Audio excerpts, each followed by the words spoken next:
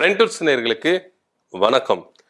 எனக்கு மரியாதை கொடுக்கிற இடத்துல, எனக்கு அங்கீகாரம் இல்லாத இடத்துல நான் எதுக்கு இருக்கணும் அப்படின்னு சொல்லிட்டு பாஜகல இருந்து 2 புள்ளிகள் விலக போறதா தகவல் வந்திருக்கு. ஒன்னு யாரு அப்படின்னு பாத்தீங்கன்னா ஐயா சரத்குமார் ஐயா, இன்னொருத்தருக்கு வந்து விஜயதரணி அக்கா. சரத்குமாரை நீங்க எடுத்துட்டீங்கன்னா சமத்துவ மக்கள் கட்சி அப்படின்னு ஒரு கட்சியை ஆரம்பிச்சு தொடர்ந்து என்ன பண்ணாரு, பயணிச்சுட்டு வந்தாரு. ஜெயலலிதா பீரியட்ல வந்து என்ன பண்ணாரு, இருந்தாரு. எம்எல்ஏ ஆன தென்காசி தொகுதியில நின்று எம்எல்ஏ ஆனாரு. அதுக்கப்புறம் தன்னுடைய கட்சியை என்ன பண்ணாரு, சூப்பரா தான் வழி நடத்திட்டு வந்தாரு. போன வருடம் 2024 நாடாளுமன்ற தேர்தல் நடந்தது. அப்போ திடீர்னு ஒரு அனௌன்ஸ்மெண்ட். என்ன அனௌன்ஸ்மெண்ட்னா, சமத்துவ மக்கள் கட்சி இனி பாஜக கூட இணையுது, அதாவது ஜாயின் பண்ணிடுது. சோ கட்சியை கலைச்சிட்டு பாஜக கூட என்ன பண்ணிட்டாரு, ஜாயின் பண்ணிட்டாரு. என்ன நடந்தது அப்படின்னு பாத்தீங்கன்னா, திடீர்னு மிட் நைட்ல சரத்குமார் அவர்கள் எழுந்து போட்டு ராதிகா கிட்ட போய் அட்வைஸ் கேட்டிருக்காரு. இது மாதிரிமா நான் இது மாதிரி சேர்க்க போறேன், உனக்கு என்ன இருக்கு அப்படின்னு சொல்லும்போது ராதிகாவும் சேருங்க, ஒன்றும் பிரச்சனை இல்லை அப்படின்ட்டு இருக்கிறாங்க. ஸோ அதனால என்ன பண்ணிருக்காரு, கட்சியை போயிட்டு என்ன பண்ணிருக்காரு, பாஜக இணைச்சிட்டாரு. ஸோ அந்த டைம்ல நிறைய பேர் என்ன பண்ணாங்க, அதிருப்தியா எழுப்புனாங்க. நிறைய மாவட்ட செயலாளர், நிறைய மாநில நிர்வாகிகள் எல்லாருமே என்ன பண்ணாங்கன்னா சரத்குமாருக்கு எதிராகவே என்ன பண்ணாங்க, குரல் கொடுக்க ஆரம்பிச்சாங்க. அண்ணே நீங்க எந்த கட்சியில வேணாலும் போய் சேருங்க, ஆனா பாஜக மட்டும் வேணாம் அப்படின்ற ரேஞ்சில தான் பேசப்பட்டது. இதை வந்து நான் நிறைய மாவட்ட செயலாளர் எதிர்ப்பு தெரிவித்தாலும் ராதிகாவும் சரத்குமாரும் என்ன பண்ணல, யாருடைய பேச்சு கேட்காம என்ன பண்ணிட்டாங்க, போயிட்டு எங்களுக்கு வந்து இதுதான் முக்கியம் அப்படின்னு சொல்லிட்டு என்ன பண்ணிட்டாங்க, பாஜக கிட்ட போயிட்டு இணைச்சிட்டாங்க. ஆனா இணைச்சிட்டதுக்கு அப்புறம் சரத்குமாருக்கு உரிய மரியாதை அங்க கிடைச்சதானா, இல்லவே இல்லை அப்படின்னா. ஏன்னா இவர் போய் நின்னாரு, தன்னுடைய மனைவி ராதிகா சரத்குமாருக்கு ஒரு எம்பி தொகுதி கொடுத்தாங்க, அதாவது நாடாளுமன்ற தொகுதி தேர்தலில் அவங்க நிக்க வச்சாங்க. ஆனா அவங்க தோத்து தான் போனாங்க அப்படின்றது தான் நிதர்சனமான உண்மையா இருக்கு.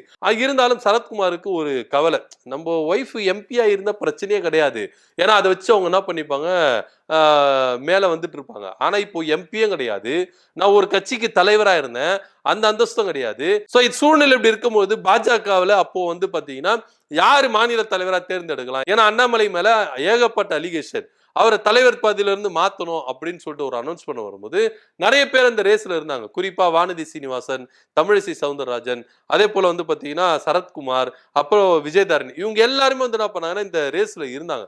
சரத்குமார் ரொம்ப நம்பிட்டு இருந்தாரு, ஒரு கட்சி தலைவர், நம்ம ஒரு மாபெரும் கட்சியை வந்து நம்ம கலைச்சிட்டு பாஜக இணைஞ்சிருக்கோம், கண்டிப்பா நம்மளுக்கு என்ன பண்ணுவாங்க, தலைவர் போஸ்டிங் தருவாங்க அப்படின்னு சொல்லிட்டு தான் உண்மையில அவர் எதிர்பார்த்தாருங்க.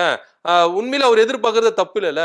ஒரு கட்சியை வந்து என்ன பண்ணாரு, கலைச்சிட்டே வந்து என்ன பண்ணிருக்காரு, தொண்டர்களுடைய எதிர்ப்பு, மாவட்ட நிர்வாகிகளுடைய எதிர்ப்பு, மாநில நிர்வாகிகளுடைய எதிர்ப்பு, எல்லா எதிர்ப்பையும் தாண்டி தன்னுடைய கட்சியை வந்து என்ன பண்ணாரு, பாஜக கூட இணைச்சாரு.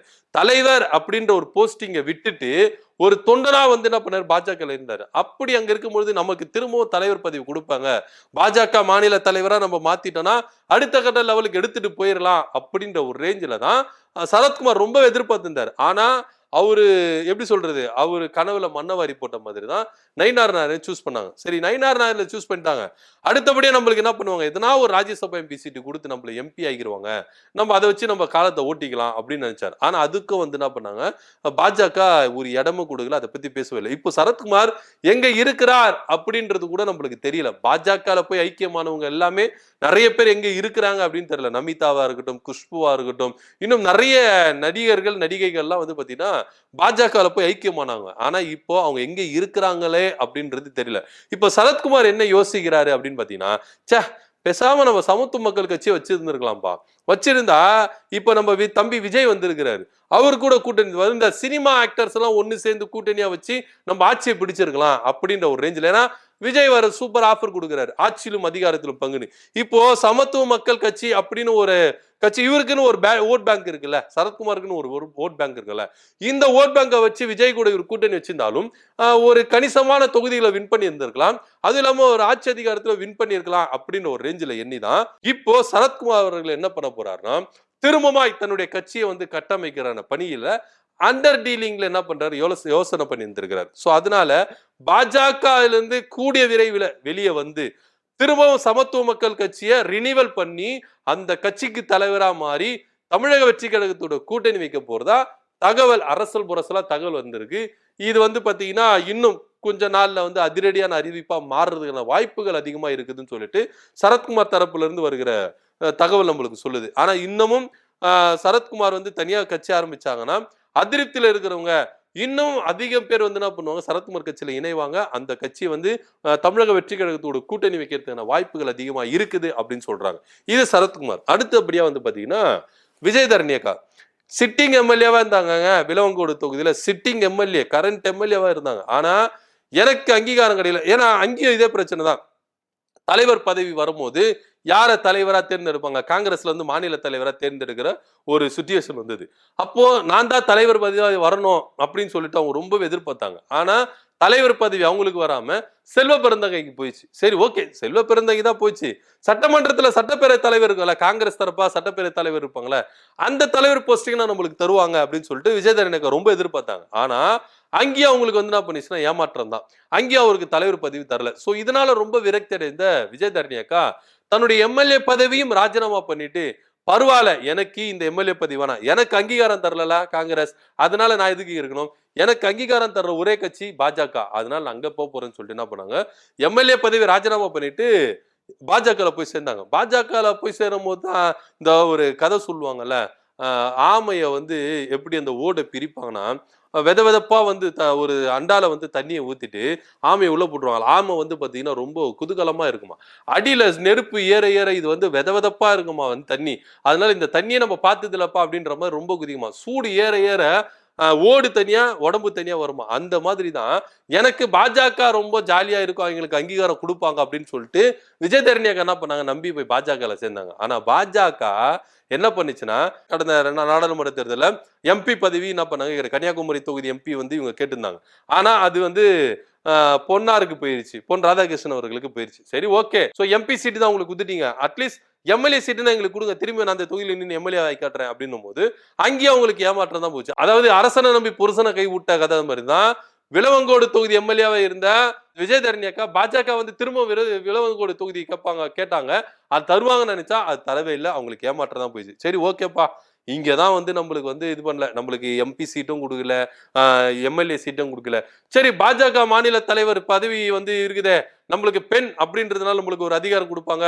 ஏன்னா கரண்ட் எம்எல்ஏ சிட்டிங் எம்எல்ஏ பதவியே தூக்கி போட்டு வந்துட்டோமே, அப்ப நம்மளுக்கு பாஜக வந்து என்ன பண்ணுவாங்க, தலையில வச்சு தூக்கி ஆடுவாங்க அப்படின்னு நினைச்சு பதவிக்கு என்ன பண்ணாங்க, டெல்லியிலே டேரா போட்டு என்ன பண்ணாங்க இருந்தாங்க. ஆனா அங்கேயும் அவங்களுக்கு ஏமாற்றமா இருந்தது. இதனுடைய விரக்தியின் வெளிப்பாடு பொதுவெளியிலே வந்து என்ன பண்ணாங்கன்னா, தமிழிசை சவுந்தரராஜன் மேடையில் இருக்கும்போது பொதுவெளியில சொல்லிட்டாங்க, நான் பாஜகல வந்து மக்களுக்கான பணி செய்யறது தான், ஆனா எனக்கு எந்த பொறுப்பு தரமாட்டீங்களே, நான் என்ன பண்றது, ஏமாந்துட்டு இது நான் காங்கிரஸ்ல இருந்திருப்பேனே அப்படின்னு சொல்லிட்டு தன்னுடைய அதிருப்தியை வந்து வெளிப்படுத்தினாங்க. ஆனா அப்படி வெளிப்படுத்தி கூட அவங்களுக்கு என்ன பண்ணல, போஸ்டிங் கொடுக்கவே. இது வரைக்கும் அவங்களை ஓரம் கட்டிட்டே இருக்காங்க. சோ இப்ப அவங்களும் என்ன பண்ண போறாங்கன்னா, திரும்பவும் தாய் கழகத்துக்கே போயிடலாம், தாய் கட்சிக்கே போயிடலாம், எதுக்குப்பா இங்க நின்னு சிக்கி சின்னாபனம் ஆயிடுது, அதுக்கு நான் அங்கேயே போயிட்டு கொஞ்சம் நெஞ்ச மரியாதையோட ஒரு எம்எல்ஏ பதவியோட நான் இருந்திருப்பேனே, அங்க போயிடலாம் அப்படின்னு சொல்லிட்டு தான் இப்ப 2026 சட்டமன்ற தேர்தல் நடக்க போகுது.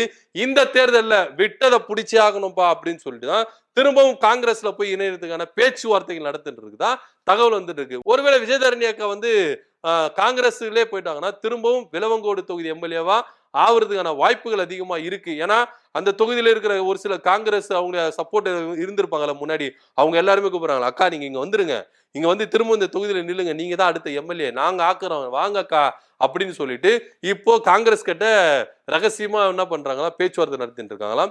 சோ சரத்குமார் அவர்களும் விஜயதரணி அக்கா அவர்களும் தன்னுடைய கட்சிகளை வந்து என்ன பண்ண போறாங்க, திரும்பவும் அந்த இடத்துக்கு இழந்த இடத்துக்கு திரும்ப வர போறாங்க. ஏன்னா பாஜக நம்பி வந்தாங்க, நம்மளுக்கான ஒரு சரியான ஒரு அங்கீகாரம், சரியான ஒரு இடம் அப்படின்னு நம்பி வந்தாங்க. ஆனா பாஜக இவங்களுக்கு போக்குதான் காமிச்சுட்டு இருக்காங்களே கண்டி, இவங்களுக்கு உரிய அங்கீகாரத்தை தரல. அதனால மீண்டுமாய் சரத்குமார் சமத்துவ மக்கள் கட்சியை ரினியூவல் பண்ணி தமிழக வெற்றி கழகத்தோட கூட்டணி வைக்கிறதுக்கான வாய்ப்புகள் அதிகமா இருக்குதுன்னு பேசிக்கிறாங்க. அதே போல விஜயதரணி அக்கா திரும்பவும் காங்கிரஸ்களை வந்து விளவங்கோடு தொகுதியில நின்று ஜெயிக்க போறதா தகவல் வந்திருக்கு. பொறுத்திருந்து பார்க்கலாம் என்ன நடக்குது அப்படின்றது. ஆனா ஒண்ணு பாஜக போயிட்டா நம்ம இருக்கிற இடமே இருந்துக்கிறாது, நம்ம எப்படி இருந்தோமோ அதை காட்டிலும் அதிகமா வந்து இருக்கிற இடமே தெரியாம எந்த இடத்துல இருக்கிறாங்க அப்படின்னு நம்மள தேடி வர ஒரு சிச்சுவேஷன் தான் பாஜக இருக்குது அப்படின்றது இந்த ரெண்டு பிரபலங்கள் என்ன பண்ணிருக்காங்க, உணர்த்தி இருக்கிறதா நம்மளுக்கு தகவல் இருக்கு. சோ சரத்குமார் அவர்களும் விஜயதரணி அவர்களும் பாஜக சூஸ் பண்ணது தவறு அப்படின்றது உணர்ந்து சரத்குமார் திரும்பவும் வந்து சமத்துவ மக்கள் கட்சியை ரினியூவல் பண்ணி தமிழக வெற்றி கழகத்தோட கூட்டணி வைக்க போறதா தகவல் வந்திருக்கு. அதே போல விஜயதரணி அக்கா வந்து காங்கிரஸ் கூட சேர்ந்து விளவங்கோடு தொகுதியில் நின்று எம்எல்ஏ ஆக போற தகவல் வந்திருக்கு. இதை பத்தி கருத்து என்ன அப்படின்றத கீழே கமெண்ட் பண்ணுங்க. நன்றி, வணக்கம்.